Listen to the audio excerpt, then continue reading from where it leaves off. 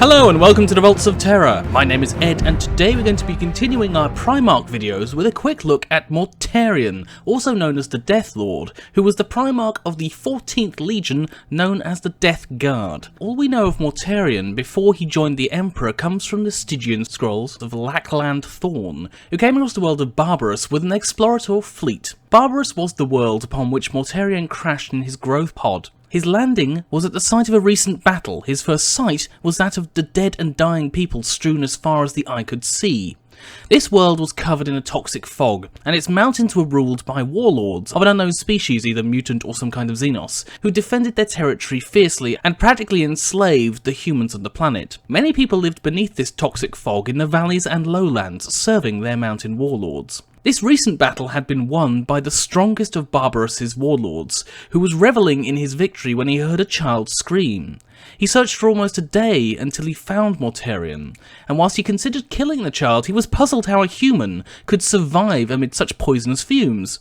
He took the boy as his own, naming the boy Mortarion, the child of death. He tested the child and found the boy could survive at heights few others could unaided in the toxic fog. Perhaps fearing the boy could climb higher even than he, the warlord built his fortress into a black iron wall to keep the boy beneath the highest poisonous clouds, and began to mould the child into his own image.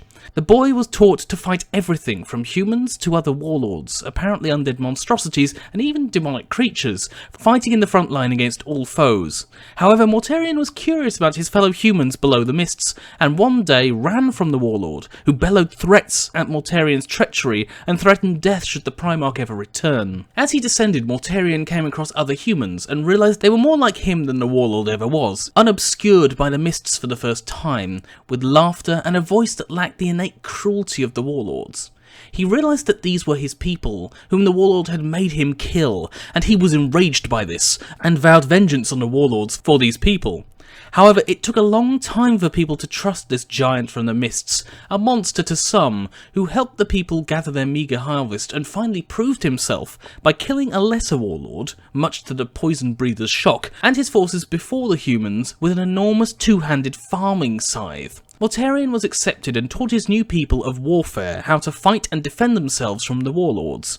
Soon their villages were virtual strongholds, and they held their own against many invasions. Mortarion travelled far, teaching the people, but always frustrated that they could not follow him into the poisonous fog to hunt down the warlords. Forming a plan, Mortarion decided to take the most hardened of the villagers and convert them into an elite fighting force, then commissioned metalworkers to make armour and crude air filtration masks for his men, Mortarion, like his brothers, sharing an aptitude for technology that others lacked.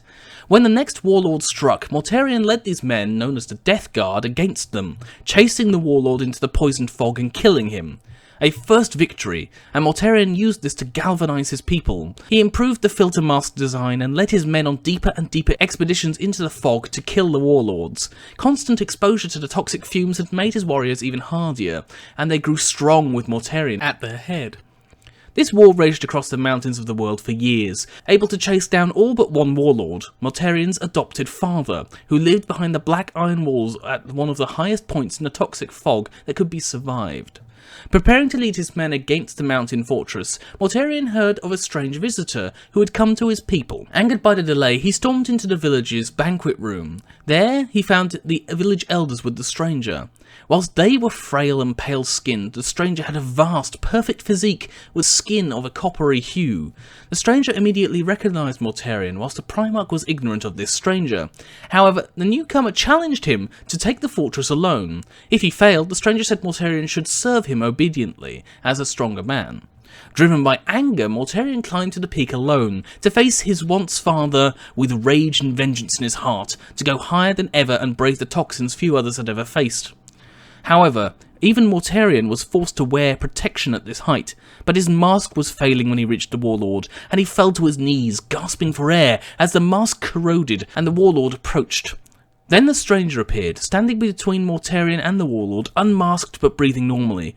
The stranger killed the warlord with his sword, as Mortarion's strength failed, and whilst the Primarch was unconscious, the stranger moved him to a less toxic lair, where the Primarch could breathe freely. Here the Primarch pledged loyalty to the one who had saved him.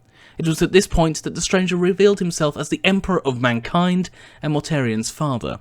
The Primarch was given the command of the 14th Space Marine Legion, first known as the Dusk Raiders, and finally as the Death Guard. Now, Mortarion was relentless in the Crusade, always pushing forward in attack, even when they should have been more careful. He was taciturn and had made only 2 friends among his brothers, Conrad Kurz and Horus.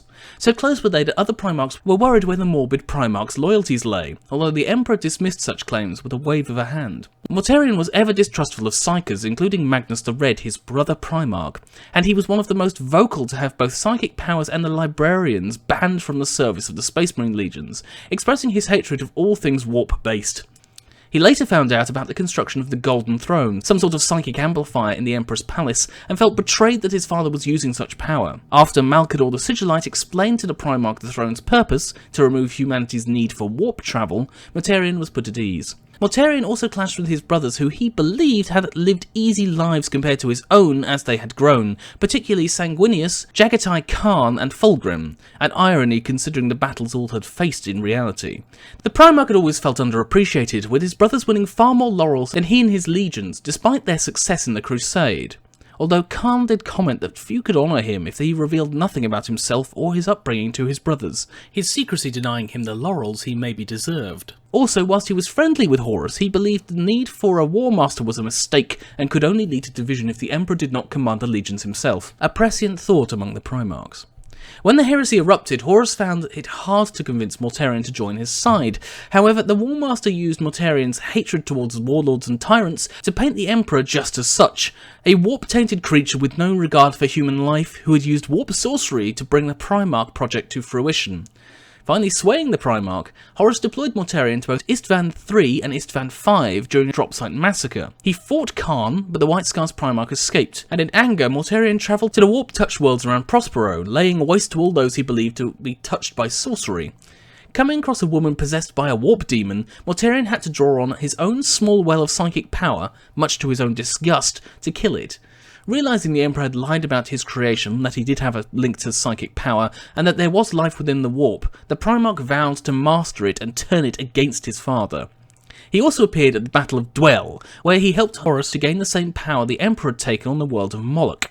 There he survived an assassination attempt and sacrificed the lives of several of his Death-Shroud warriors to resurrect one of his captains. By the Battle of Callium Gate, sometime later, Mortarion had gained great amounts of mastery over the forces of the Warp, using Chaos and Xenos artifacts, whilst claiming he was using them with purity in pursuit of knowledge.